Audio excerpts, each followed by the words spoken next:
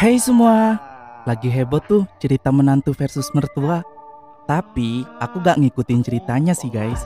Cuman beritanya tuh sering muncul di beranda dan aku jadi ingat sebuah film yang mengisahkan tentang pria jelek yang diludahi artis. Lalu akhirnya mencoba glow up untuk malas dendam.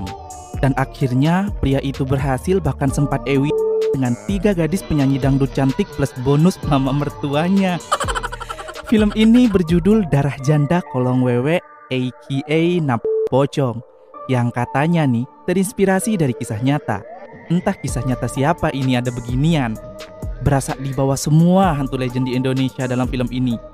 Film ini dirilis pada tahun 2010 dan disutradarai oleh Mama Hit Lugidoni. Daripada penasaran sama alur ceritanya, yuk langsung aja kita mulai.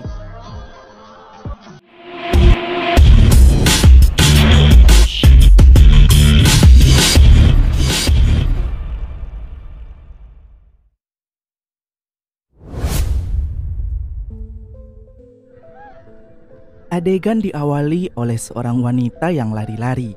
Entah dikejar siapa tuh cewek. Tiba-tiba muncullah sosok wanita berlumuran darah yang menghadangnya. Wanita itu teriak dan kita langsung beralih ke scene di mana ada sekumpulan anak kampung yang sedang bermain petak umpet malam-malam. Lah, wanita yang tadi itu gimana ceritanya? Salah satu anak laki-laki yang tong bernama Gono kebagian untuk menjaga dan menyuruh semua teman-temannya untuk bersembunyi yang jauh. Lalu saat akan mencari teman-temannya, Gono ini mulai merinding guys. Tapi dia tetap memberanikan diri mencari teman-temannya. Kemudian salah satu anak yang bernama Lela tiba-tiba menghilang karena diculik kolong wewe. Dan ternyata itu hanyalah mimpi buruk masa kecil Gono yang terus menghantuinya. Tiba-tiba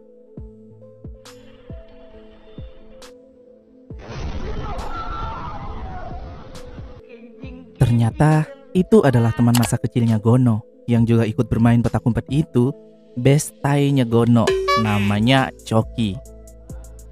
Coki datang membawa brosur Trio Macan, penyanyi yang sangat fenomenal masa itu, dan akan datang tampil ke kota-kota.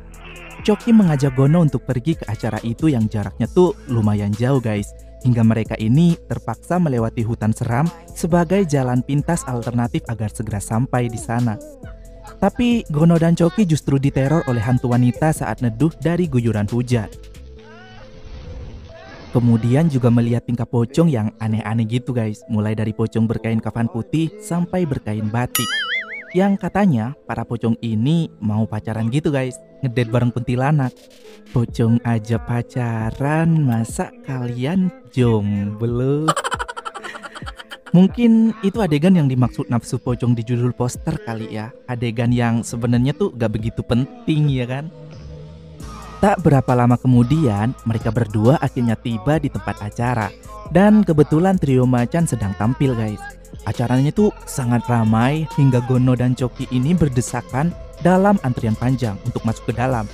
Dan setelah sampai di dalam pun mereka juga harus mengantri lagi untuk naik ke atas panggung dan bergoyang dengan Trio Macan.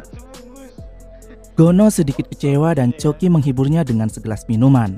Lalu saat tiba giliran Gono naik ke atas panggung, Trio Macan justru gak menggubris, bahkan meminta penjaga mengusir Gono karena Gono ini jelek. Dan salah satu anggotanya yang bernama Lela bahkan meludahi pipi Gono hanya karena wajahnya yang gak menarik. Gono dan Coki pun diusir dari sana karena menimbulkan kegaduhan. Lalu keesokan harinya, Coki merasa gak terima sahabatnya diludahi oleh penyanyi dangdut yang gak tahu diri itu.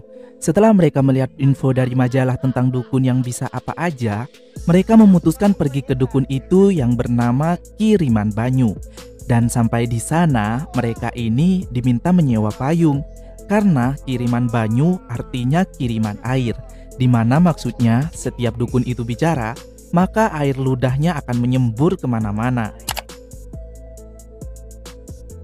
Gono dan Coki memberikan sapu tangan yang digunakan untuk mengelap ludah penyanyi dangdut itu, dimana baunya tuh sangat busuk hingga Kiriman saja mau muntah. Dikira sedang membaca mantra, Kiriman justru mendengar musik DJ. Lawa aja nih si dukun ludah. Sesudah mendengar musik ajib-ajib DJ TikTok ala-ala Pargoy, Ki Riman akan memberi jimat pengasihan untuk membalaskan rasa sakit hati Gono. Jimat yang bisa memikat wanita itu berupa tali kolor kolong wewe yang bisa diambil saat bulan purnama di tepi danau Keramat, tepatnya di dalam hutan Memedi. Dengan syarat yang pertama, harus ada darah burung gagak hitam, kedua, kembang 7 rupa, ketiga, arak putih, keempat, kemenyan wangi, dan kelima, kelapa hijau. Lalu, Ki Riman memanggil gadis cantik bernama Murni untuk membantu mereka mempersiapkan peralatan itu. Karena kebetulan malam itu ternyata tepat malam bulan purnama. Usai perlengkapannya sudah berhasil dipenuhi, mereka langsung pergi menuju tepi danau. Lalu melakukan ritual mengambil tali kolor kolong wewe. Sampai akhirnya Gono berhasil mengambilnya dan mereka harus segera pergi menjauh, meninggalkan Ki Riman dengan hantu kolong wewe itu untuk bermain po ami-ami. Belalang kupu-kupu. Gono sendiri mulai mencoba memakai tali kolor itu di rumah si dukun dan wajahnya langsung berubah. Giginya yang tonggos juga sudah hilang guys. Tanpa operasi, hebat banget tuh tali kolor. Alhasil membuat Murni jadi lihat ketampanan Gono dan langsung nyepang Gono.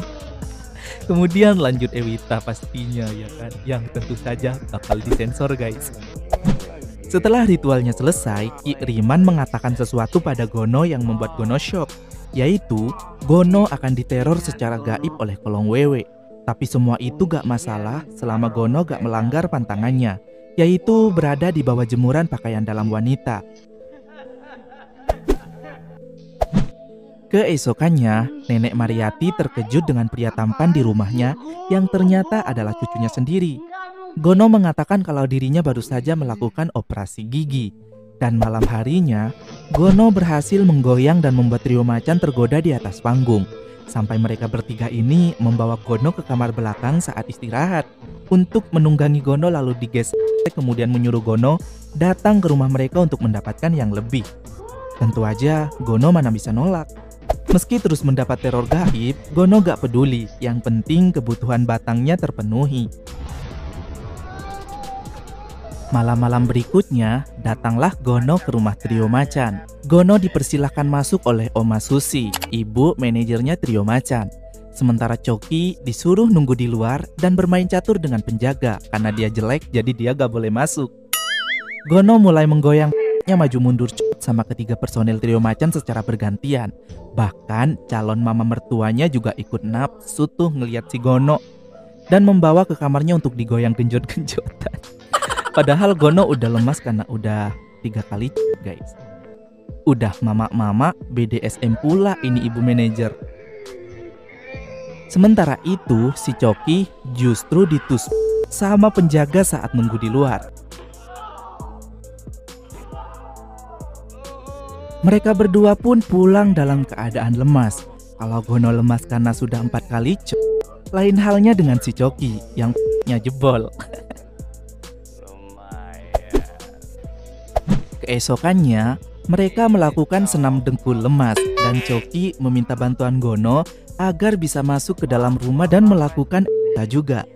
Gono lalu membuat rencana untuk membawa Coki masuk ke dalam rumah trio macan. Gono berkata pada trio macan jika dirinya gak bisa melayani mereka semua bersamaan. Jadi Gono akan membawa Coki sebagai juri untuk mengetes goyangan siapa yang paling hot. Nanti pemenangnya akan mendapatkan Gono sepenuhnya malam itu. Dan adegan berikut ini adalah kesukaan para lelaki. Seandainya gak disensor, pasti penonton pada di bioskop masa itu.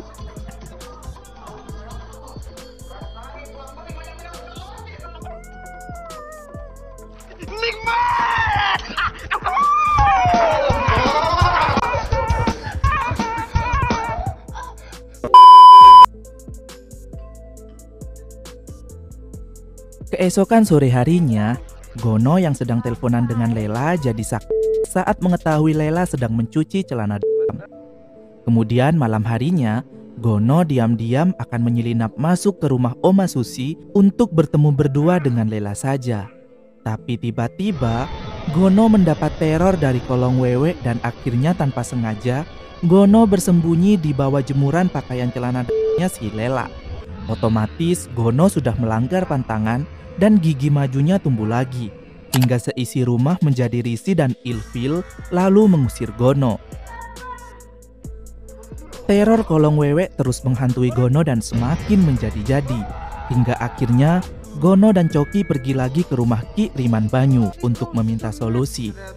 Ki Riman akan membuatkan air penetral teror hantu untuk Gono, dan tiba-tiba Gono melihat wajah Murni sebagai kolong wewe menyeramkan.